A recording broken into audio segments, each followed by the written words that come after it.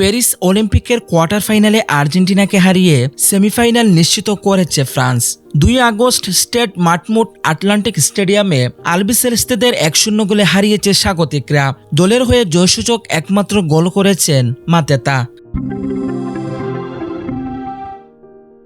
কাতার বিশ্বকাপে ফ্রান্সকে হারিয়ে শিরোপা জিতেছিল আর্জেন্টিনা।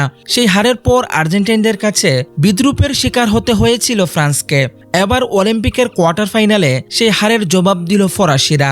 এদিন আর্জেন্টিনার দলে ছিলেন কাতার বিশ্বকাপের ফাইনালে খেলা 3 খেলোয়াড়। তারা হলেন নিকোলাস ওতামেন্ডি, হুলিয়ান আলভারেজ ও এনজো ফার্নান্দেজ। তবে শেষ পর্যন্ত দলের জন্য কিছুই করতে পারেনি তারা। অপরদিকে বুর্দোতে অনুষ্ঠিত ম্যাচ জুড়ে আধিপত্য বিস্তার করে খেলেছে হাভিয়ের মাসচেরানোর শিষ্যরা। তবে কাঙ্ক্ষিত গোলের দেখা পায়নি আলবিসেলেস্তেরা। খেলার শুরুতেই গোল হজম করে বসে আকাশি সাদারা। ম্যাচের 5 মিনিটে মাইকেল ওলিসের ক্রসে হেডে বল জালে জড়ান ফিলিপ্পে মাতেতা।